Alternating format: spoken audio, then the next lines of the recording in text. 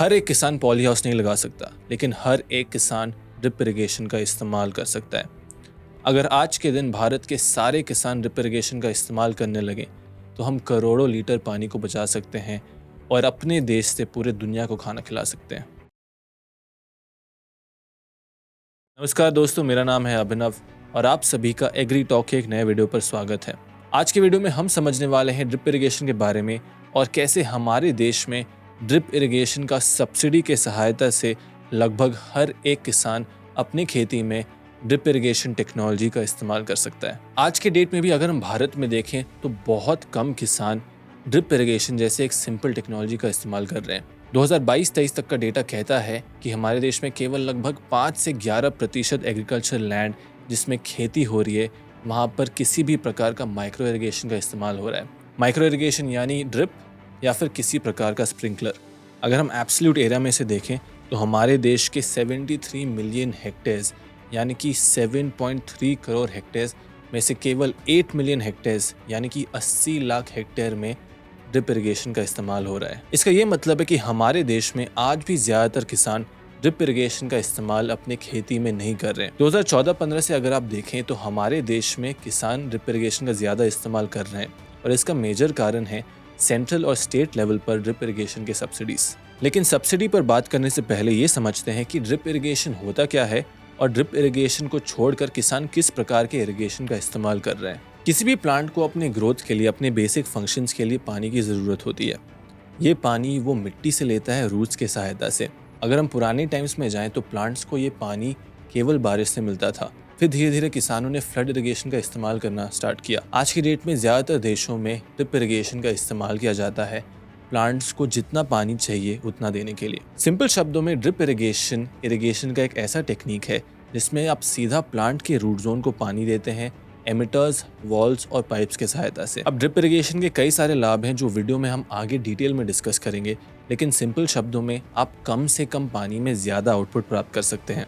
अगर हम भारत में ड्रिप इरिगेशन के दृश्यों को देखें तो ज़्यादातर वेस्टर्न स्टेट्स और साउथ इंडिया में ड्रिप इरिगेशन का अडॉप्शन ज़्यादा है क्योंकि यहाँ पानी की कमी होती है। हमारे देश में टॉप 5 स्टेट्स जहाँ सबसे ज़्यादा ड्रिप इरिगेशन का अडॉप्शन है। नंबर 1 कर्नाटका में लगभग 18,01,629 हेक्टेयर में ड्रिप इरिगेशन का इस्तेमाल किया जाता है। ये हमारे देश के total irrigated area under drip irrigation का 21.7% फॉर्म करता है। नंबर 2 पर आता है तमिलनाडु में 10,83,784 हेक्टेयर में ड्रिप इरिगेशन का इस्तेमाल किया जाता है। यह हमारे देश का 13% irrigated area under drip irrigation. Number 3 Gujarat में 10,71,399 हेक्टेयर में ड्रिप इरिगेशन का इस्तेमाल किया जाता है, accounting for 12.9% of total irrigated area. Maharashtra में 9,38,098 हेक्टेयर में ड्रिप इरिगेशन का इस्तेमाल किया जाता है, accounting for 11.3% of total irrigated area. और आंध्र प्रदेश में 9,19,780 हेक्टेयर में ड्रिप इरिगेशन का इस्तेमाल किया जाता है, accounting for 11% of total irrigated area. अगर हम इन टॉप 5 स्टेट्स के total area under drip irrigation को ऐड कर दें तो लगभग 70% हमारे देश का ड्रिप इरिगेशन केवल इन स्टेट्स में आता है। अगर आप बाकी सारे स्टेट्स के एरिया अंडर ड्रिप इरिगेशन को कंबाइन करें तब आपको मिलेगा 25 लाख हेक्टेयर, जो कि है रिमेनिंग 30%। कुल मिलाकर भारत में लगभग 83 लाख हेक्टेयर एरिया में ड्रिप इरिगेशन का इस्तेमाल हो रहा है। ड्रिप इरिगेशन की एडॉप्शन के बढ़ने का एक बहुत बड़ा कारण है सेंट्रल और स्टेट लेवल सब्सिडीज। लेकिन एक और बहुत ज़रूरी कारण जिस वजह से मैं ये वीडियो बना रहा हूँ वो है वाटर स्कार्सिटी यानी कि पानी की कमी। आज मैं बैंगलोर में बैठा हूँ और कुछ समय पहले यहाँ पानी का बहुत बड़ा क्राइसिस हो रहा था। अगर आपके पास पानी नहीं है तो आप किसी भी प्रकार का खेती नहीं कर पाएंगे।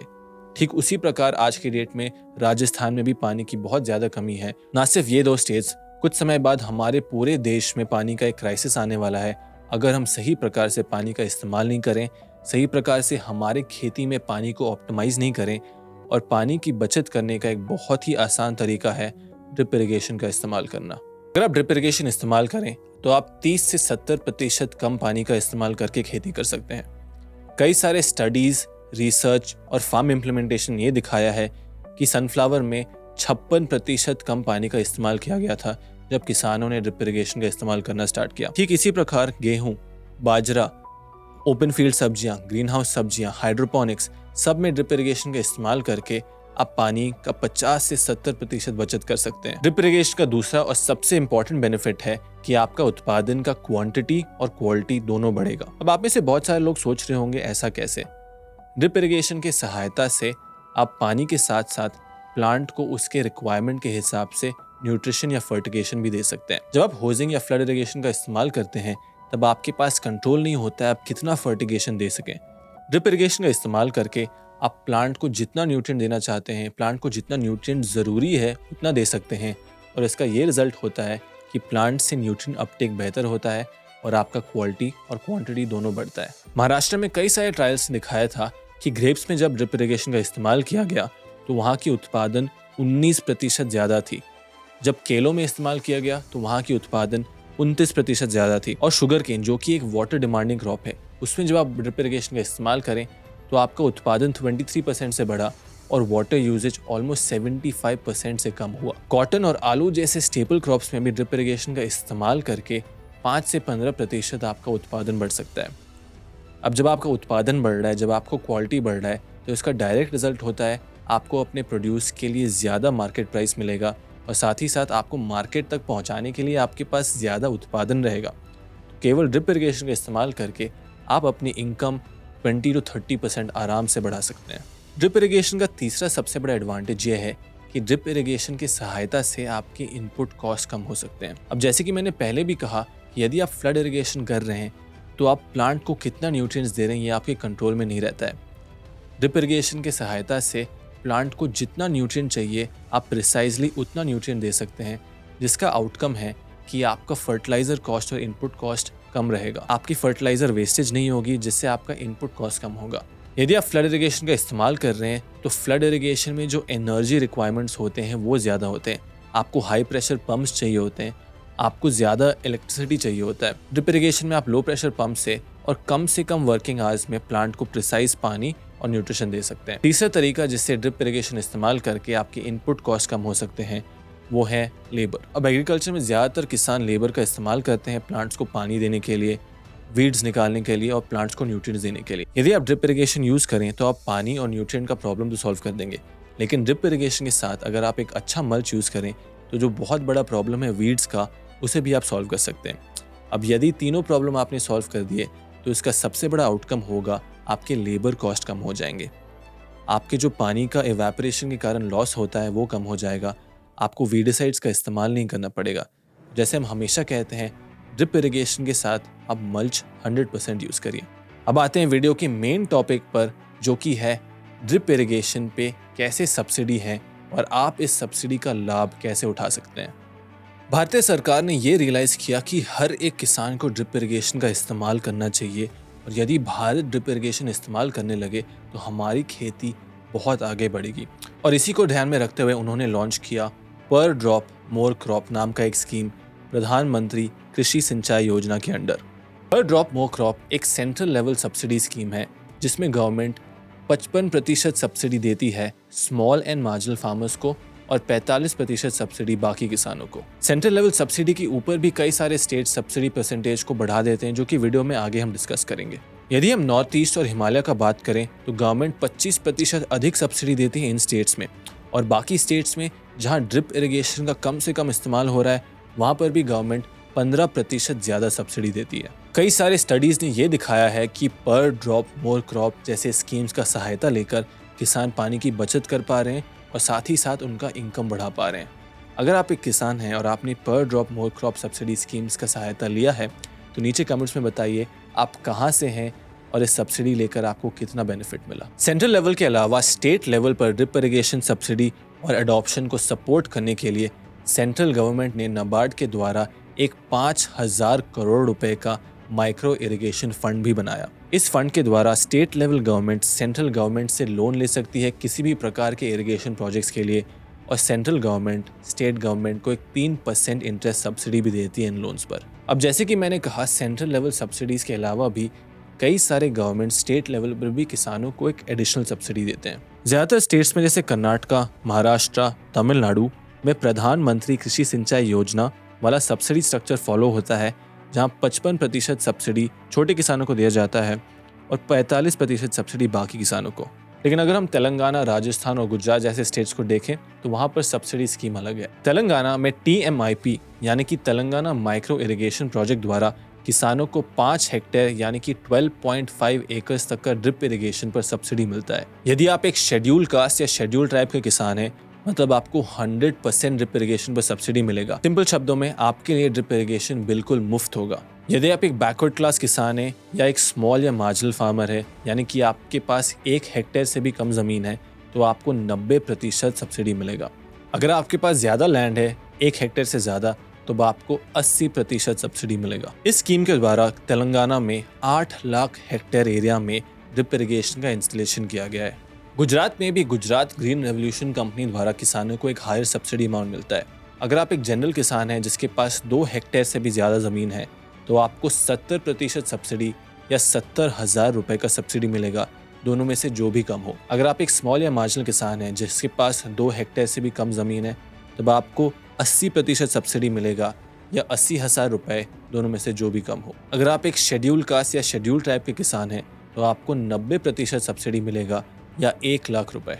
अगर आप एक डार्क जोन एरिया में आते हैं, यानी कि उस एरिया में पानी की बहुत तकलीफ है और पानी की बहुत कमी है, तब गुजरात की सरकार आपको ड्रिप इरिगेशन पे एक 10% एक्स्ट्रा सब्सिडी देती है। ठीक उसी प्रकार राजस्थान में 70% सब्सिडी दिया जाता है ड्रिप इरिगेशन पर अप टू 5 हेक्टेयर्स यानी कि 12.5 एकर्स। जैसे कि हमने कहा, नॉर्थ ईस्टर्न स्टेट में 25% हायर यूनिट कॉस्ट तो मिल रहा है, लेकिन साथ ही साथ जो भी स्टेट लेवल सब्सिडी स्कीम है उसमें भी से 90% कंट्रीब्यूशन होता है हमारे सेंट्रल गवर्नमेंट का और केवल 10% जो भी वहाँ की स्टेट गवर्नमेंट है वहाँ का। अगर हम उत्तर प्रदेश में भी बात करें तो 80% से 90% सब्सिडी किसानों को मिलता है। अगर आप एक जनरल किसान है तो 80% सब्सिडी आपको गवर्नमेंट देगी, और अगर आप एक SC या ST किसान है तो गवर्नमेंट 90% सब्सिडी देगी। आंध्र प्रदेश में APMIP यानी कि Andhra Pradesh micro irrigation project के द्वारा काफ़ी हाई सब्सिडी मिलता है किसानों को। अगर आप एक SC ST किसान हैं या फिर एक स्मॉल या मार्जिनल फार्मर, जो कि आंध्र प्रदेश में हम कहते हैं अप टू 5 एकर्स लैंड, तब आपको गवर्नमेंट के द्वारा 100% सब्सिडी मिलेगा। अगर आप एक जनरल स्मॉल किसान हैं तब आपको गवर्नमेंट द्वारा 90% सब्सिडी मिलेगा up to 5 acres and up with an upper limit of ₹2 lakh. अगर आपके पास 5 एकड़ से 10 एकड़ लैंड है तो आपको 70% सब्सिडी मिलेगा अप टू ₹2.8 लाख। अगर आपके पास 10 एकड़ से भी ज़्यादा ज़मीन है तो आपको 50% सब्सिडी मिलेगा अप टू ₹4 लाख। अब जैसे कि आप देख सकते हैं कि आंध्र प्रदेश की सरकार ने बिल्कुल ध्यान में रखा है कि अगर वो एक छोटा किसान हो या फिर एक बड़ा किसान हो, हम सब प्रकार के किसान का सहायता करेंगे। मेरे हिसाब से ये बहुत ही अच्छा इनिशिएटिव है और बाकी स्टेट गवर्नमेंट्स को भी इसी प्रकार से अपने किसानों को सपोर्ट करना चाहिए। दोस्तों, यदि मैं हर एक स्टेट का सब्सिडी स्कीम कवर करना चाहूँ तो शायद ये बहुत ही लंबा वीडियो हो जाएगा। आप कौन से स्टेट का सब्सिडी स्कीम के बारे में जानना चाहते हैं, ड्रिप इरिगेशन के बारे में या फिर किसी और सब्सिडी के बारे में, नीचे मुझे कमेंट्स में बताइए और मैं उस पर रिसर्च करके और ग्राउंड लेवल पर इन्फॉर्मेशन प्राप्त करके आपके लिए वीडियो ज़रूर बनाऊंगा। अब आप में से बहुत सारे किसानों के दिमाग में ये प्रश्न आ रहा होगा, ये सब सुन के तो अच्छा लगता है, लेकिन क्या मैं सब्सिडी ले सकता हूँ? आप ये जानकर बहुत ही खुश होंगे कि जी हाँ, हमारे देश में यदि आप एक किसान हैं, आपके पास एग्रीकल्चरल लैंड है, तो आप सब्सिडी का सहायता ले सकते हैं ड्रिप इरिगेशन के लिए। यदि आप सब्सिडी के लिए अप्लाई कर रहे हैं तब आपको एक लैंड ओनर होना होगा, वो एग्रीकल्चर लैंड के प्रॉपर रिकॉर्ड्स होने पड़ेंगे और वो लैंड आपके नाम होना चाहिए। यदि आपके पास खुद का लैंड नहीं है और ये एक लीज लैंड है, तब आपके पास एक प्रॉपर लीज एग्रीमेंट होना चाहिए जिसका ड्यूरेशन होना चाहिए कम से कम 7 साल। अगर आपने अपने लैंड पर सब्सिडी के लिए ऑलरेडी अप्लाई कर लिया है तब आप 7 साल तक उसी लैंड पर सब्सिडी फिर से नहीं ले सकते हैं। यदि आप एक किसान हैं और आप सोच रहे हैं कि ये ड्रिप इरिगेशन सब्सिडी के लिए क्या हर कंपनी का मैं प्रोडक्ट ले सकता हूँ, या फिर एक सप्लायर हैं और किसानों को चाहते हैं आप सब्सिडी द्वारा अपने मटेरियल सप्लाई करें, तो आपको ये 3 अक्षर ध्यान में रखने होंगे। BIS यानी कि bureau of Indian standards, government द्वारा एक मैंडेटरी सर्टिफिकेशन करा दिया गया है ये इंश्योर करने के लिए कि basic quality standards supplier maintain करें। सबसे पहला स्टेप, ड्रिप इरिगेशन सब्सिडी के बारे में समझिए और अपनी स्टेट गवर्नमेंट का अनाउंसमेंट का वेट करिए। हर क्रॉप सीजन के स्टार्टिंग पर या फाइनेंशियल ईयर के स्टार्टिंग पर जनरली गवर्नमेंट अनाउंस करती है कि किसान सब्सिडी कब ले सकता है। आप अपने स्टेट या लोकल हॉर्टिकल्चर डिपार्टमेंट में जाकर चेक कर सकते हैं या फिर अपनी स्टेट के हिसाब से वेबसाइट पर जाकर सारे डिटेल्स ऑनलाइन प्राप्त कर सकते हैं। हर स्टेट का वेबसाइट और URL अलग होता है, तो टाइप करिए गूगल पर ड्रिप इरिगेशन सब्सिडी आपके स्टेट में आपको पता चल जाएगा कि कौन सा URL और कौन से पोर्टल पर जाकर आपको अपने स्टेट के लिए इन्फॉर्मेशन मिल सकता है। डिस्क्रिप्शन में मैं आपके लिए स्टेट गवर्नमेंट के एग्रीकल्चर डिपार्टमेंट्स का लिंक डाल दे रहा हूँ, जहाँ जाकर आपको अपनी स्टेट के एग्रीकल्चर सब्सिडी के बारे में सारी डिटेल्स मिल जाएंगे। अब इन गवर्नमेंट पोर्टल्स पर जाकर आपको एक खुद का अकाउंट बनाना पड़ेगा अपने आप को रजिस्टर करने के लिए। दूसरा स्टेप जो बहुत सारे किसानों को मुश्किल लगता है आपके डॉक्यूमेंट्स प्रोवाइड करना। कुछ बेसिक डॉक्यूमेंट्स जो आपको ऑनलाइन अपलोड करने पड़ेंगे या फिर लोकल हॉर्टिकल्चर डिपार्टमेंट में देने पड़ेंगे, वो होगा आपका फार्मर आईडी और आपका गवर्नमेंट आइडेंटिटी प्रूफ, साथ ही साथ आपके लैंड ओनरशिप डॉक्यूमेंट्स, आपका कास्ट या कैटेगरी सर्टिफिकेट यदि आप एक शेड्यूल कास्ट या शेड्यूल ट्राइब से हों, ताकि वो वेरिफिकेशन कर सकें। चौथा आपको देना पड़ेगा आपको फोटोग्राफ और आपका मोबाइल नंबर, जिससे गवर्नमेंट आपकी वेरिफिकेशन करेगी। और पांचवा और सबसे ज़्यादा ज़रूरी, आपको प्रोवाइड करने पड़ेंगे अपने बैंक अकाउंट डिटेल्स। आज की डेट में सब्सिडी का जो अमाउंट है डायरेक्ट किसान के बैंक अकाउंट में ट्रांसफ़र किया जाता है DBT यानी कि डायरेक्ट बेनिफिट ट्रांसफ़र द्वारा। सिंपल शब्दों में पैसा सीधा गवर्नमेंट से आपके अकाउंट में आ जाएगा अगर आपका सब्सिडी का प्रोसेस कंप्लीट हो जाए। सब्सिडी एप्लीकेशन प्रोसेस में तीसरा स्टेप, आपको एक सप्लायर चूज़ करना होगा जो गवर्नमेंट के साथ एम्पैनल्ड है। यदि आप एक कंपनी है तो अगर आपको गवर्नमेंट के सब्सिडी स्कीम में पार्टिसिपेट करना है तो आपको स्टेट लेवल गवर्नमेंट के साथ एम्पैनल करना पड़ेगा खुद को। जिस भी कंपनी को आप चूज़ करें उस कंपनी का टेक्नीशियन या सेल्स पर्सन एक सर्वे कंडक्ट करेगा और आपको एक कॉस्ट एस्टिमेट यानी कि कोटेशन देगा आपके फार्मिंग और आपके रिक्वायरमेंट के हिसाब से। चौथा स्टेप है एप्लीकेशन सबमिशन। अब सारे डॉक्यूमेंट्स के साथ कोटेशन के साथ आप ऑनलाइन अपना एप्लीकेशन सबमिट कर सकते हैं, जिसके बाद आपको एक एप्लीकेशन ID या एक्नॉलेजमेंट मिलेगा। आप ऑफलाइन भी इसे अपने लोकल हॉर्टिकल्चर डिपार्टमेंट में सबमिट कर सकते हैं आपके स्टेट के हिसाब से। अब पांचवा स्टेप है वेरिफिकेशन और अप्रूवल प्रोसेस। आपके एप्लीकेशन रिसीव करने के बाद आपका डिस्ट्रिक्ट एग्रीकल्चर ऑफिसर आपके एप्लीकेशन को वेरीफाई करेगा, आपके सारे डॉक्यूमेंट्स को वेरीफाई करेंगे और उसके बाद एक फील्ड इंस्पेक्शन किया जाता है प्रैक्टिकल एग्जामिनेशन के लिए। अब यदि आपका एप्लीकेशन वेरीफाई हो जाए तब ये ऑफिसर आपको एक अप्रूवल देता है। दोस्तों, एक और चीज़ ध्यान में रखना बहुत ज़्यादा ज़रूरी है कि यदि number of applications total allocated funds उस स्टेट के लिए से ज़्यादा हो जाए तो गवर्नमेंट किसानों को एक लॉटरी बेसिस पर सब्सिडी देगी। अब आपके स्टेट में कैसे ये एप्लीकेशन प्रोसेस होता है, कैसे आपको इरिगेशन का सब्सिडी मिल रहा है, नीचे मुझे कमेंट्स में बताइए। अगला स्टेप है वर्क ऑर्डर यानी कि काम का स्टार्ट करने का प्रोसेस। अब पेमेंट कैसे किया जाएगा ये हर स्टेट के मॉडल पर थोड़ा सा वेरी कर सकता है। किसान डायरेक्टली पूरा पेमेंट दे सकता है और सब्सिडी अमाउंट उसको बाद में मिल सकता है। गवर्नमेंट सब्सिडी अमाउंट सप्लायर को दे देता है और किसान बैलेंस अमाउंट सप्लायर को दे सकता है। किसान सप्लायर को एक टोकन अमाउंट दे सकता है और बैलेंस पेमेंट इंस्टॉलमेंट्स में देता है। ये गवर्नमेंट टू गवर्नमेंट और सप्लायर टू सप्लायर काफ़ी वेरी कर सकता है। अगला स्टेप है आपका माइक्रो इरिगेशन सिस्टम या ड्रिप का इंस्टॉल होना। ड्रिप इरिगेशन सिस्टम के जो भी कंपोनेंट्स होते हैं, जैसे आपके पाइप्स, वॉल्स, आपके फिल्ट्रेशन यूनिट्स, सारी चीज़ को इंस्टॉल करने का रिस्पॉन्सिबिलिटी होता है सप्लायर का। इंस्टॉलेशन होने के बाद एक पोस्ट इंस्टॉलेशन इंस्पेक्शन हुआ जाता है, जिसके बाद गवर्नमेंट ऑफिसर सब्सिडी का डिसबर्समेंट करते हैं DBT द्वारा। किसान भाइयों, इस प्रकार ड्रिप इरिगेशन का सब्सिडी का इस्तेमाल करके आप आराम से अपनी खेती को बेहतर कर सकते हैं। अब जैसे मैं कई सारे सब्सिडी के वीडियोस में और बहुत सारे वीडियोस में कहता हूँ, ग्राउंड लेवल पर कैसे इसका इम्प्लीमेंटेशन हो रहा है और ऑनलाइन हम कैसे इसके बारे में बात कर रहे हैं, उसमें काफ़ी अंतर हो सकता है। बहुत सारे किसानों को ये सब्सिडीज़ मिलने में मुश्किल मिलते हैं, इसलिए मैं गवर्नमेंट को रिक्वेस्ट करता हूँ कि इस प्रोसेस को किसान के लिए और आसान बनाएं। ये इंश्योर करें कि जो आपको फंड्स मिल रहे हैं वो सारे किसान के लिए इनफ हो और सारे किसान ये सब्सिडीज़ और इस टेक्नोलॉजी का लाभ उठा सकें। मैं उम्मीद करता हूँ कि ये छोटे वीडियो देखकर आपको ड्रिप इरिगेशन सब्सिडी के बारे में एक बेसिक अंडरस्टैंडिंग मिला। अगला कौन सा सब्सिडी के बारे में आप जानना चाहते हैं, नीचे मुझे कमेंट्स में बताइए। उसके बारे में हम एक डिटेल वीडियो ज़रूर बनाएंगे। जय हिंद और मिलते हैं अगले वीडियो में।